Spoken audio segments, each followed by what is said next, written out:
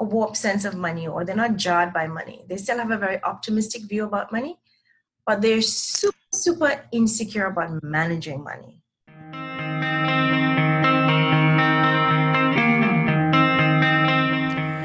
You're listening to episode 65 of the Comm Cafe, Millennials and Money. That's right. Dr. M from the University of Toronto Mississauga campus stopped by the Comm Cafe, and we had a colorful conversation around money, and specifically with the millennial generation. We shared a number of things around their mindset, their risk tolerance, but more specifically, that number one motivating factor. Do you know what it is? Well, grab your pen and paper because you're going to make some notes. Class is in, my friends, and sit back and enjoy my conversation with Dr. M. Hey, welcome to Comm Cafe. It's Dwayne Richards, the host of Comm Cafe, and this is a place for entrepreneurs, small business owners. We talk about mindset, personal development, professional development. I bring on great guests, and this is actually my second doctor, my second professor. It's Dr. M. She'll pronounce her correct name for me in a minute. She is a professor at the University of Toronto Mississauga campus. She's a finance expert. She's working, so we're going to talk a little bit today about millennials and the mindset around money with millennials, because she sees them every day. She also is an author. She actually written a series of children's books. That's how I actually first met her. I bought one of her children's books. And she also was a financial advisor and tax expert. So she covers the why. She's well versed, and she is the expert to bring on the show today to talk about money. So welcome to the Comm Cafe. Hi, Dwayne. It's good to be here. Thank you. Now I'm going to get you, because we tried. I did try. Not very well, so I'm going to get you to pronounce your name properly, so I don't. So I think the fact that you try so hard, Dr. M, you see why it's so much easier. My name is Radha Maharaj, and I just go by Dr. M because it's so much easier to say, and less of a challenge for some people. Yeah, and you are so you do teach here in Mississauga at the University of Toronto. So do your students get to call you Dr. M, or what did they? They do. They call me anywhere between Professor M to Dr. M or just Prof. That's with Maharaj. They leave out the Maharaj. All right. So today I wanted to cover it's going to be a little bit shorter episode today, so some people will enjoy it. But I want to have you back. It's great having you back before we even get started, and a short episode around the mindset of the millennials related to money, because we talk about financial literacy, and just as a quick intro. We talked about like how we're teaching. I did a degree in accounting, learning how to amortize a mortgage. Today's millennial may not actually ever own a mortgage. So why are we teaching them like to traditional financing things like how to amortize a mortgage when they don't understand like interest on their credit cards? So that's my generalization, but I'm not hanging out every day with students, and you are. So I'd love to share your opinion today kind of around that mindset, that money mindset of today's millennial. And we're talking about millennials anywhere from like 18 to 40, that broad spectrum of, that's kind of the broad spectrum of millennials. But all right, your turn to talk. Okay, so millennials, every January for the last couple of years, I hold these personal finance workshops for students, in addition to teaching, I teach a corporate finance course officially. But unofficially, host personal finance workshop, because I find students usually come to me after class asking for personal finance advice. And interestingly enough, there are a couple of things that I learn from my students every time I do these workshops. And the latest one, which was just held in January, these millennials, one, they don't have they still have a very optimistic view about money, but they're super insecure about managing money. And so, like I did this word association with them when I started. So, you say different words and whatever comes to mind. And through that little exercise, they're pretty optimistic about money, but they are really insecure about their ability to manage money. They find it intimidating. They find it overwhelming.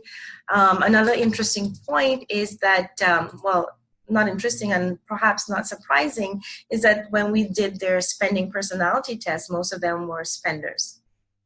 And the other thing is that when we did the investment profile, I found them to be moderate. Most of them were moderate conservative, which was kind of surprising to me because there were a few guys in the audience, and in my experience, usually the younger men tend to be more aggressive, and perhaps it's stereotypical, but it's just that in my experience, when I was a financial advisor, whenever you did a risk profile, investment profile for a young person, 95% of the time, if it was a young guy, he'll be a very risk taker. And but it was surprising that these students were actually moderate conservative. So I'm like, that's an interesting phenomena to me. I found that. So it's something for further investigation, perhaps. And another thing that I learned about them was that they have a really hard time with self-monitoring, right? So they, for example, will use a debit card just because it is a way for them to stop spending and not going overboard, because they were like, well, if I use my debit card and there's no more money in the account, I can't, spend anymore. So they don't necessarily walk around with cash. They still walk around with plastic, but it's not a credit card. And I was trying to get them to understand that a credit card is not necessarily a dangerous thing, but you have to have self-monitoring and check. If you are not able to do that, then the card, instead of becoming a tool, it actually becomes a weapon against you, as it were. Right? And so for me, what I think with millennials and just financial literacy on the whole, the tools you talked about, amortization, about interest rates, about RSPs and TFSAs and all that, and that's all great. But I think we need to step back a little bit. And I've always been saying this. I think a fundamental thing that we have to understand is what money is. And that might seem a little bit too theoretical, but no. If you really understand that money is a tool and that your self-worth and net worth are not like this, it's not intertwined, and that how much you have is not a reflection of who you are, I think if people really, do a little bit of self-introspection, you realize that there is that connection, consciously or subconsciously. We all judge everyone or ourselves based on what we have and what we can acquire or material possessions. And so it's more like a philosophical examination you have to go through when you're thinking about financial management and financial planning, which as an advisor yourself, they say financial planning is life planning, right?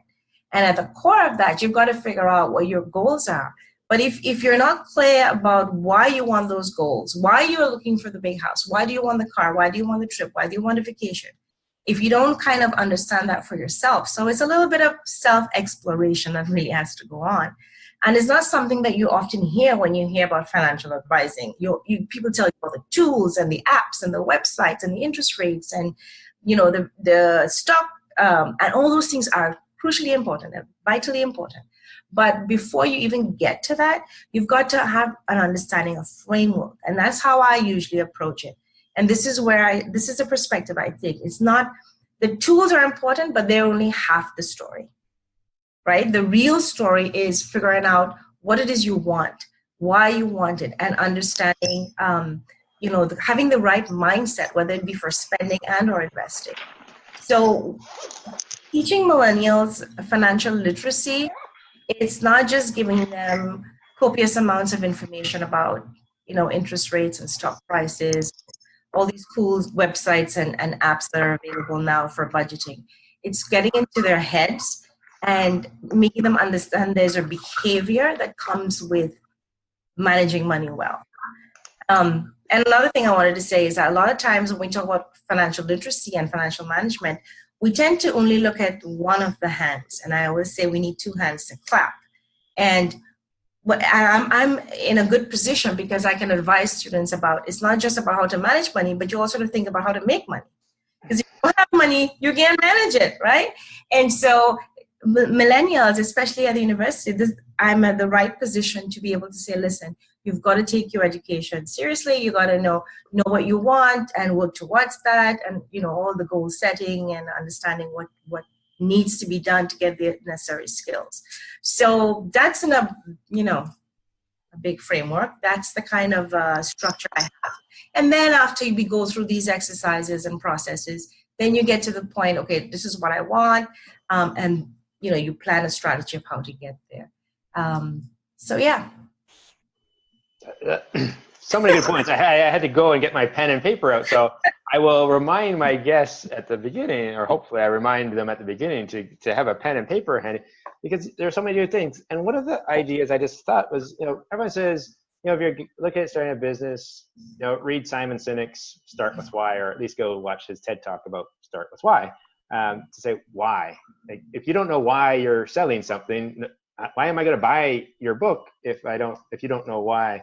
But really, I was almost right now, like, start with why about money. Like, why do we need money? Because some people, you're right, the different personality types. I love the fact that they use that tool and use it with the students to say, what's our personality? We think that everyone's a spender, but maybe everyone's a saver. And the reason they got to university was because they did a really good job of saving their money, and they can actually afford to go to university. We think that they're there and they're like spending. It's like, no. Or we think just because they're 20 years old that they can be super aggressive. Meanwhile, they've watched their parents lose money and they're like, oh, I want something more conservative, because I'm not looking at using my money for 65 when I retire. I'm putting money into my tax-free savings account, and I want to use it to be able to take a trip to take a year off when I turn 30. I want to shut down for a year. And so my timeline is, and that's why, again, as a financial advisor, both you and I, we sit down and say, it's a planned service for you. What do you want this money for? Why? I met with someone, she's sitting there with debt, and she has money in her tax-free savings account. I'm like, what's the purpose of the money in the tax-free savings account? It's like, well, just to have. And I'm like, I understand that, but we're earning good interest, but we're paying bad interest. And generally the bad interest is at a higher rate. That's not about the tools, because she knows the tools. It's the mindset to say, which I love. The point is, and the two hands clapping. You can teach her how to manage it. Hey, I have a. But if you have nothing to manage, what are you going to manage? I have an accounting designation and I have a degree, but if my business isn't generating any cash flow, I can't help you as a financial advisor. I can teach you the principles, but if we don't have any money to put into a tax-free savings account, the concept of you knowing about it doesn't really help you. All right. Yeah.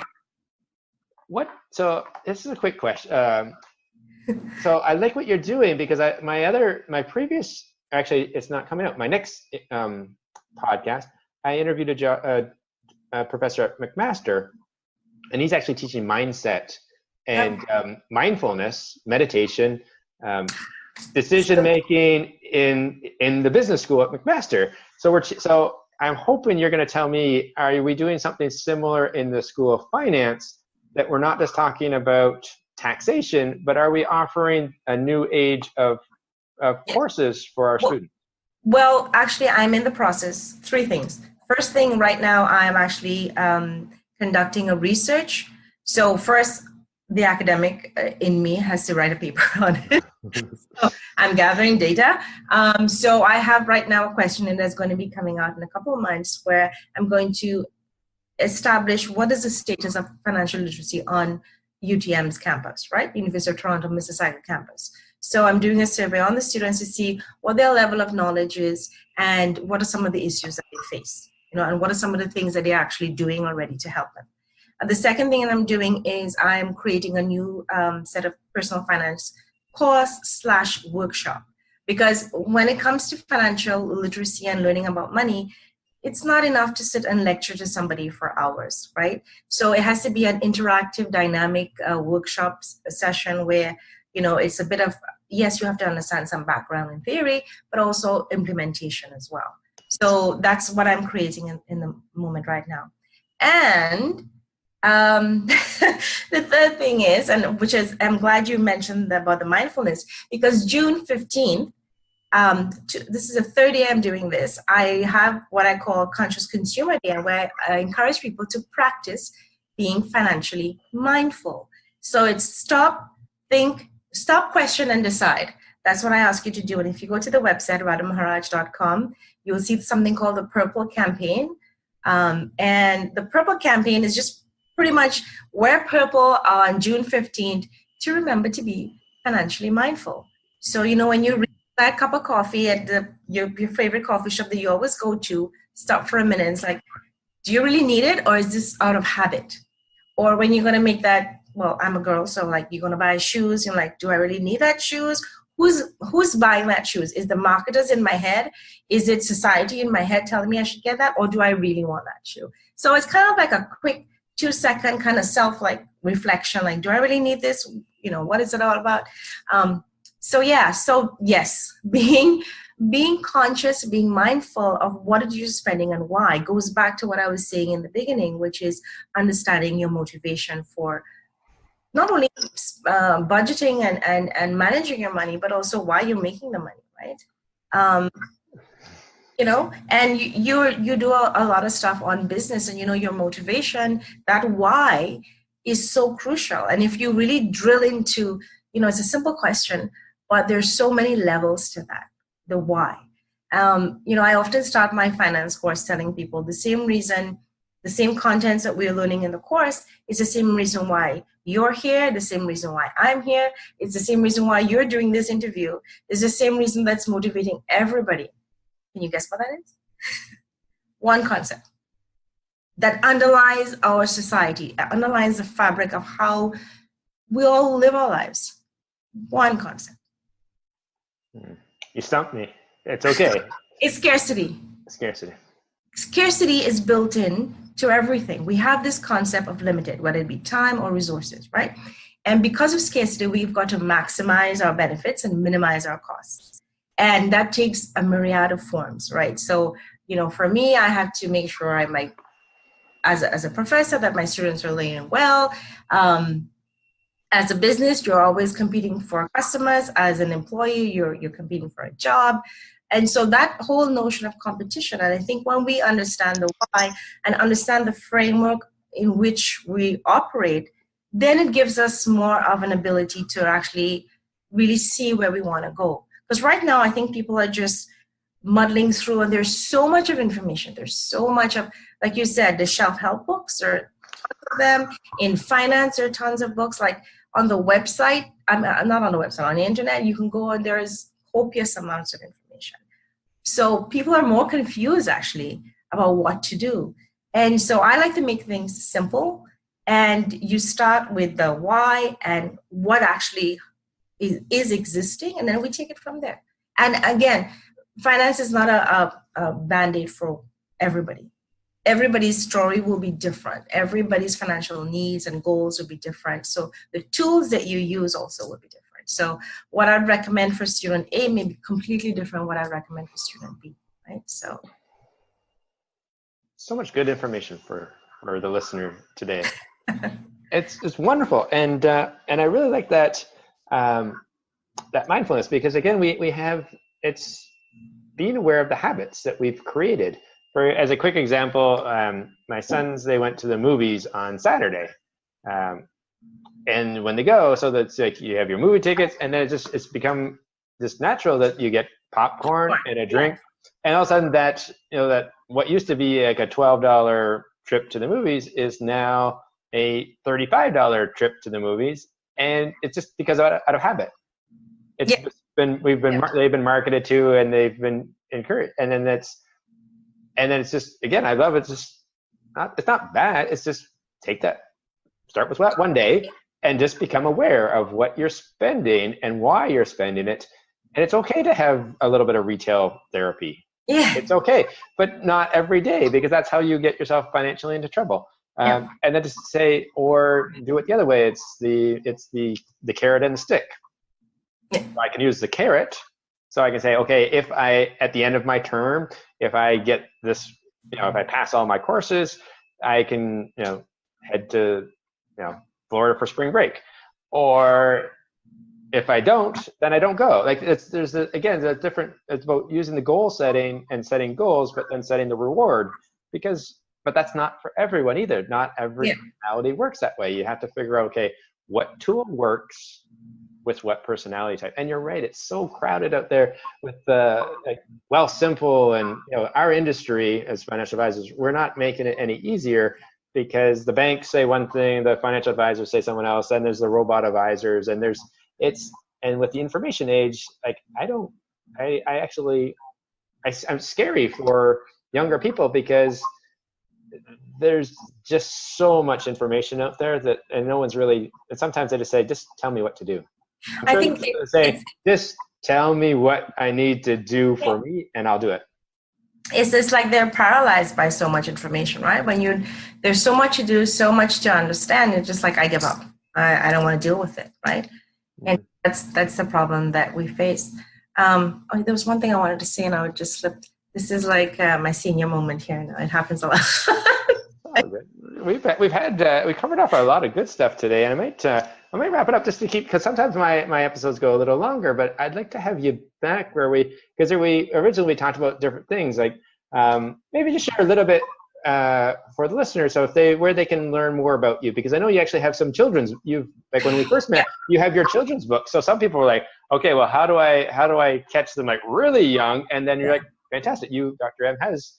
So I have a book series called the Kidonomics Series, and it's written for children 0 to 7. So the idea behind this book is like if we start reading stories to children where they see other kids are making choices, they're making decisions, they're giving something up now to have something else later, they're prioritizing, then the idea is like you read these stories to the kids like a bedtime story, and it becomes a normal part of their growing up. And, it's not like, you go to the store and ask for 10 different things and you have all that tantrum, which we see all the time, right? So kids automatically think, oh, I have to choose something. I'm not going to get all 10 items, or I'm not going to get all 6 items. I need to choose one.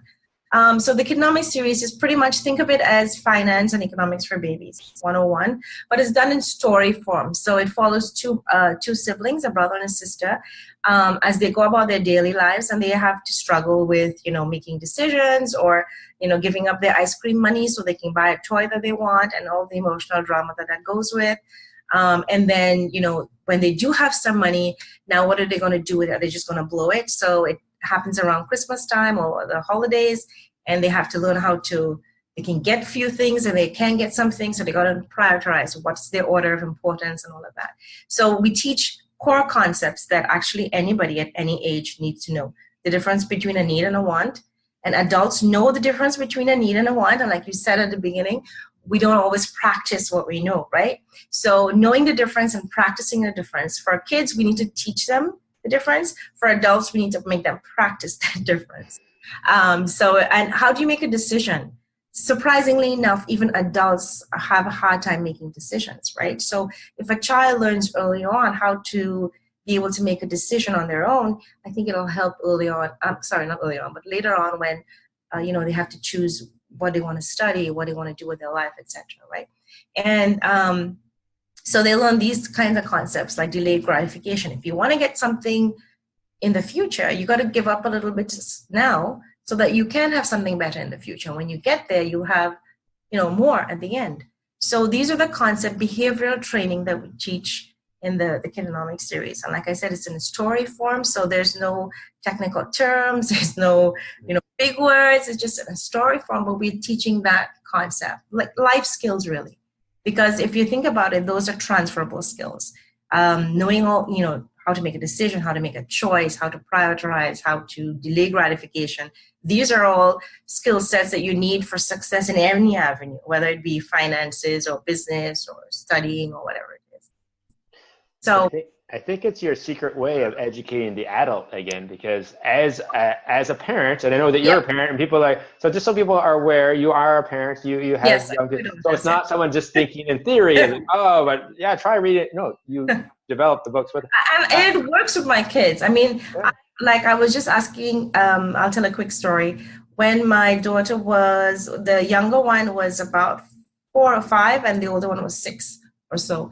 It was St. Patrick's Day, and she came home after preschool, and she's like, oh, tomorrow we're having a party. I need green stuff. So, of course, it was like 10 to 7. We rushed to the dollar store, grab a bunch of stuff for her, run out. And then on the way out of the mall, I'm like, I turned to my older daughter, and I'm like, I didn't get you anything, because I was focused on the little one to get her stuff to get out, right? And then she looked at me and she said, Mom, I wanted some stuff, but I didn't need it. My heart melted. And I'm like, yes. It works. I mean, just like we really condition our kids. We condition them from, when they're born. right? And if we're going to condition them and brainwash them, we might as well do it with something that's going to be productive for them in the future, right? So if we start early, they'll learn. They really do learn. And it's like, and if the parent, while they're reading the story, if it triggers some And grandparents. changes in the parent.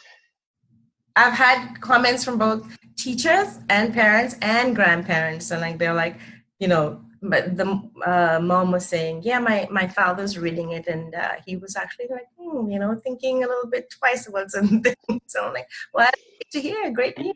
Be the change. Right? So, hey, be the change that you want to see in others. Like I can teach my children, but if I don't change those habits myself, yeah, be the example. By example. Yeah. Yeah. Wonderful. I think that's a great way to wrap it up today. I love what we taught a number of great little things. As a quick summary, it's been Dr. M been on Comm Cafe with us today, and really we initially talked about the mindset and the money behaviors for the millennials, and then we wrapped up. We actually brought it back to, hey, if and as a financial advisor, like why not give a gift to? Actually, I have someone who just had a new baby, so why not give a gift instead of people don't need another, some more baby clothes. They need a good book around the mindset about money. So if you know someone who just had a baby and is about financial education, hop over to, I'll have the website in the show notes. So if you're looking for the website, hop over to the website for Dr. M and order books about financial literacy for that newborn child. All right. Thanks again for being on the Comm Cafe. Thank you so much, Dwayne. This was fun. All right. That was the goal. We set out to say, let's do a little financial education, but the key to a fun show is having fun. And hopefully the listener, you, enjoyed it as well. Remember, if you did enjoy it, like, share, and send it to someone who you think may benefit from a conversation around money and the millennials. All right. We can